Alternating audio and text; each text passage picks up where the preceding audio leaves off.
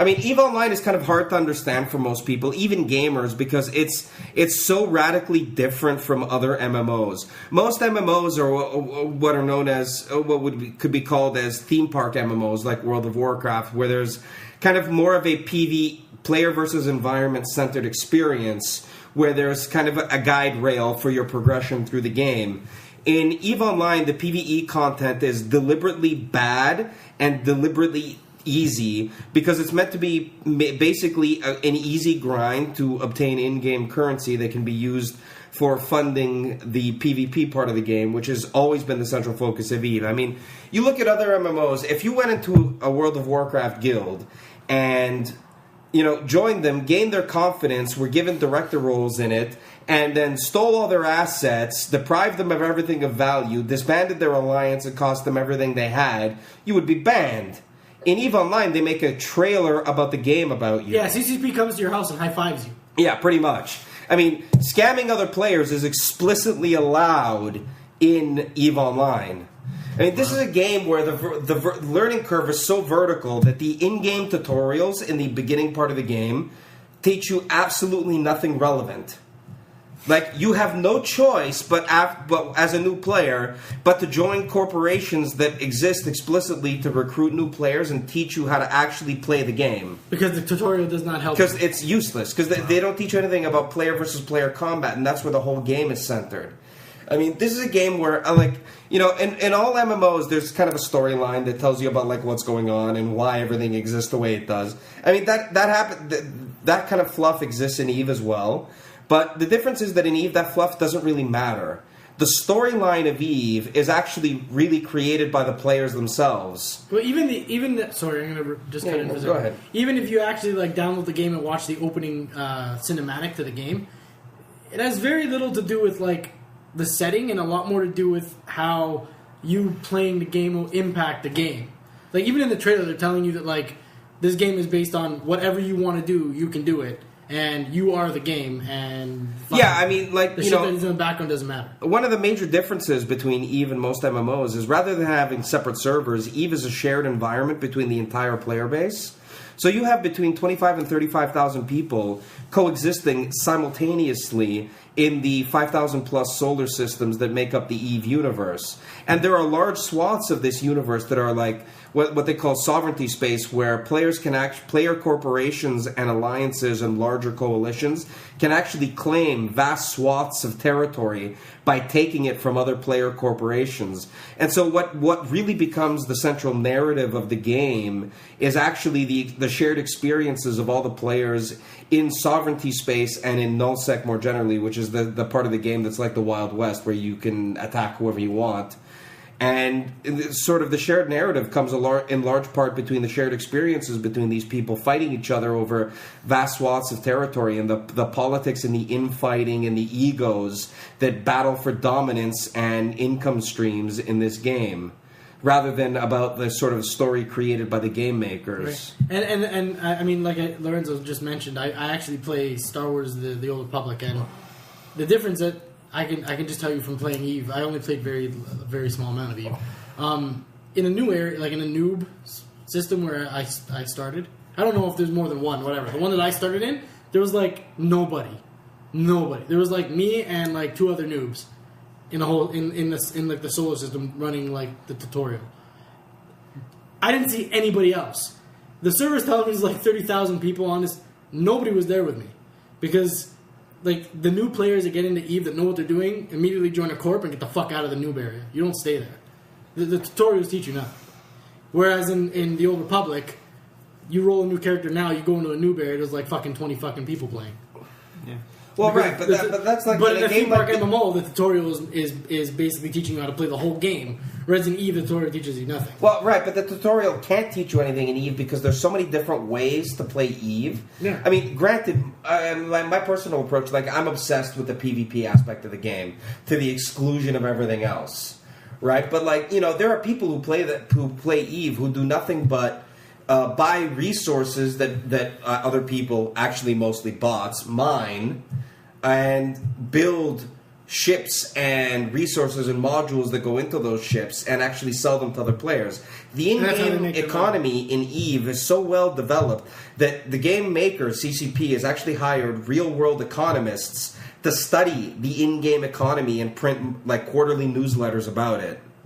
And that's the thing, like in the Old Republic, like you go to the Galaxy terminal where you're supposed to be able to trade across servers and shit. There's nothing. Like nobody's doing the crafting system. The crafting system's really good. Like it's actually a really cool system. You can upgrade like the stuff that you build so that like the more you build a certain object and deconstruct it, you'll get better at building that object. So like you can learn a green item, deconstruct it up all the way up to like a purple item, and then you could sell that purple item for level like 12 character for like crazy money. But nobody does that because it's like it just doesn't happen. Whereas in EVE, everything's built by somebody. Right. The vast majority, I mean, not everything, but the vast majority of the modules and ships in EVE are actually built by players. And the player-built stuff is actually better. Yeah. For the most part. Yeah. Accepting certain things. But, I mean, there's people in this game who do nothing but the industrial stuff like they're a fucking stockbroker in EVE and measure their success and failure purely by how much of the in-game currency they make.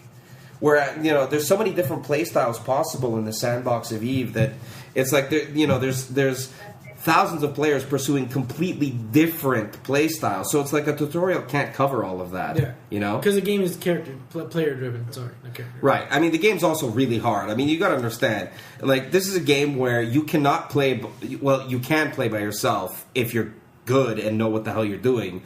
But in order to get to the point of being good enough to especially PvP by yourself, you have to have already gone through the stage of playing for months and probably years with other people to actually learn enough about the game and get good enough at it to actually be able to go fight other people by yourself on a regular basis. It's kind of it's really an interesting game. And, I really enjoy the kind of the sandbox aspect of it. And I really enjoy the PvP-centric experience of it. One of the greatest things, though, with EVE Online is that rather than acquiring skills based on an XP system that depends on the time you actually spend in-game playing the game, the skill system is based on a 24-hour training queue that works even when you're not logged in, which makes that your character gets better at stuff basically as a function of how long you've been subscribed, mostly, as opposed to how long you spend in game, which kind of puts you on a more even playing field against basement-dwelling neckbeards who can spend 80 hours a game playing. So that if you only have time to play a few hours a week, it won't necessarily put you at such a big disadvantage in terms of what your character is capable of. And there's an app. So you can do your skills on an app. You don't actually have to log into the fucking game. Well, no, you can see what your skills are on the app, but to actually update them, you have to log in. You can keep tabs on it with an app. You don't actually have to log in. No, it's good because it means that, like, for myself, I'm in a stage of my life now where I'm going back to school to pursue finish off a master's degree, but I have the ability, I have time to play a couple hours a night, generally speaking, between roughly 10 and 1 a.m. But that's Monday to Thursday, pretty much. That's it.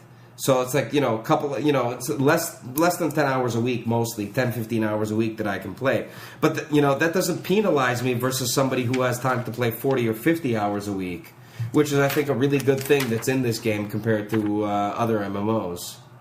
Yeah, I would agree with that. I mean, a lot of other MMOs that I've played, essentially, if you disappear for like a week or even like a month, sometimes it'll be like you'll just fall behind so like far that it's just like, oh, I don't even feel like you'll feel like you don't even want to play anymore. And that is something that happens. Like even with my smuggler, I was in a guild, and like I said, I haven't really been playing my smuggler because mostly when I play now, I play with my girlfriend.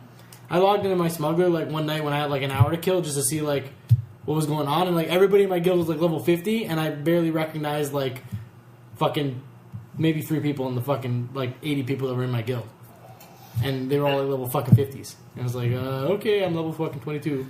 Yeah, one of the other like major differences with EVE Online is in terms of the I mean, personally, I don't really get involved in the sovereignty warfare stuff where people are fighting over like large parts of the territory in EVE. But like a lot of people are really interested in that, and in that part of the game, you can see people. You can see battles over territory, over particular systems that have over 1,000 people on each side. I mean, this is a scale of kind of epic battles that you are not going to see in any other MMO. Is it as epic as like the people? What was it, like the 42 people who were fighting that one Final Fantasy 11 boss for like 48 hours, and then they started vomiting and passing out? It's actually grander than that. I mean, you got to understand. One of the things you got to understand in EVE is there's a progression in terms of the scale of the ships that you can fly and how big they are and how much damage they can do and what kind of impact they can have on the scale of a battle. Starting from frigates, which would essentially be something the size that would have a 5-man crew, about the size of, say, like a 747, all the way up to ships that are called Titans that absolutely dwarf any other ship in the game. They're known as kind of a class of ships known as super capitals that would be like thousands of times the size of a frigate and able to literally destroy a ship with each shot of its main weapons. So when you have fights of 1,100 people versus 1,100 people, you can have people drop in like 50 or 60 super capitals and start to absolutely annihilate opposing fleets at the rate of like each shot killing somebody. And so, and these can often be decisive battles over control of particular systems or entire regions of the game. I mean, the narrative of EVE is really ultimately centered around these sort of epic battles for control of territory. Yeah, and that's another huge difference. Like when you play other MMOs, usually like the max size group is 25-man raids. This is like hundreds of people. I've seen some other pretty big stuff. Like, I've already said this before, but I've personally played like Ragnarok Online before, and there was like territory control wars and stuff. And sometimes there was battles like featuring like sides of hundreds of people on both sides, but not thousands of people on both sides. Right. I mean, generally speaking, Ragnarok as big Online as it is free to play, right? No.